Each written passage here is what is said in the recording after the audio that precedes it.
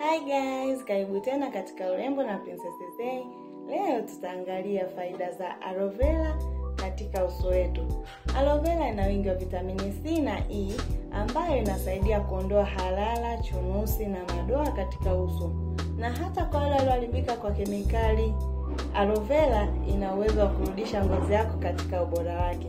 Jinsi ya kutengeneza na kutumia tunaanza. Natakiwa uwe na jani la aloe vera kama hili.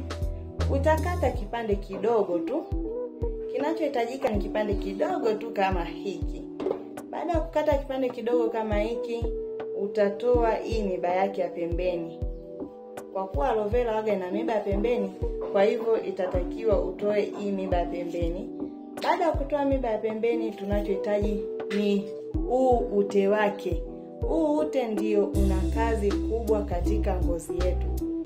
Hii inaitwa jeli ya aloe vera.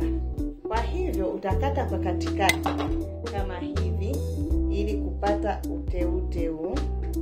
Baada ya kupata ute huu, hakikisha uso wako unakuwa umeshaunawa kwa sabuni ili kuondoa uchafu wowote unaweza kupatikana usoni. Na baada ya hapo utaanza kupaka kwenye uso wako. Utaanza kupaka hii jeli yake kwenye uso wako. Unapokuwa unapaka hii jeli yake kwenye uso wako, kama ngozi yako ina athari yoyote ya harara, chunusi, madoa na mabaka, utasikia mvutano na mwasho. Usinawe tafadhali. Vumilia, hapo ndio aloe vera inakuwa inafanya kazi yake.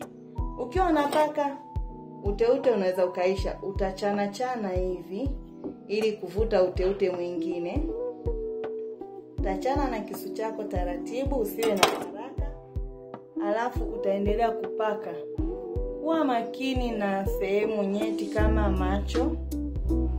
Aloe vera isije ikakuingia machoni.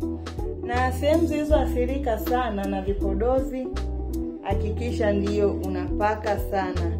Hata kwa wale wenye chunusi itakuletea matokeo ya haraka. Zoezi hili inatakiwa unalifanya kwa wiki mara 3 mpaka mara 4.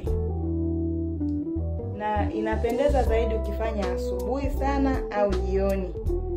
Na baada ya kupaka vizuri usoni kwako kote, kwa kuzingatia sehemu zilizoathirika sana, utakaa kwa dakika 15 hadi 20 ukiacha aloe vera ifanye kazi yake. Na baada ya hapo utanawa kwa maji ya uvuguvugu na utajionea matokeo ya